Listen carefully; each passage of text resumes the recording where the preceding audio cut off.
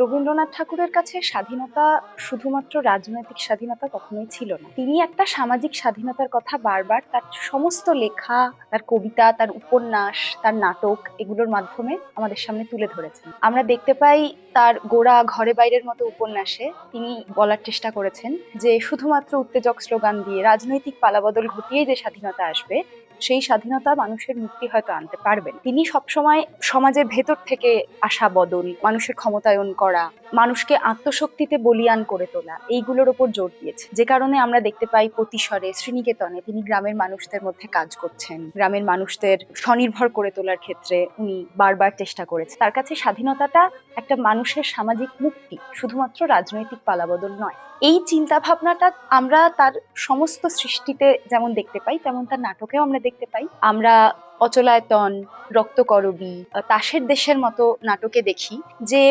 মানুষের জীবনের একটা পরিবর্তন আসছে। তাসের দেশে আমরা দেখতে পাচ্ছি যে কিছু মানুষ তারা প্রায় পুতুলের মতো জড় পদার্থ হয়ে আছে এবং তাদের ভেতরে প্রাণের সঞ্চার হচ্ছে। রক্তকরবীতে কোনো বিশেষ একটি মানুষের বিরুদ্ধে নয়, বরং এই যে ব্যবস্থা মানুষের সমস্ত প্রাণটুকু শুষে নিয়ে ছিবড়েটা ফেলে দেয়, সেই ব্যবস্থার বিরুদ্ধে রবীন্দ্রনাথ কথা বলছেন। যে কারণে এই ব্যবস্থার মাথায় চূড়ায় বসে থাকা রাজাও কিন্তু শেষে এই ব্যবস্থার বিরুদ্ধে রাস্তায় নেমে আসেন। অচলায়তনেও আমরা দেখি যে এই অচলায়তন নামক ব্যবস্থাটিকেই রবীন্দ্রনাথ ভাঙতে চাইছেন বারবার। ভারতবর্ষের যে সামাজিক সমস্যাগুলো, সেইগুলোও রবীন্দ্রনাথ বারবার নিজের নাটকের মাধ্যমে দেখিয়েছেন যে সেই সমস্যাগুলো কিন্তু আমাদের কখনো সামনের দিকে এগোতে দেবে না। তার রথের রশির মতো নাটক বা চণ্ডালিকার মতো নৃত্যনাট্য বারবার জাতিভেদ প্রথার যে সমস্যা, জাতিভেদ প্রথা কিভাবে সময়কে, আমাদের সমাজকে এগোতে দিচ্ছে না, পেছনে টেনে রাখছে।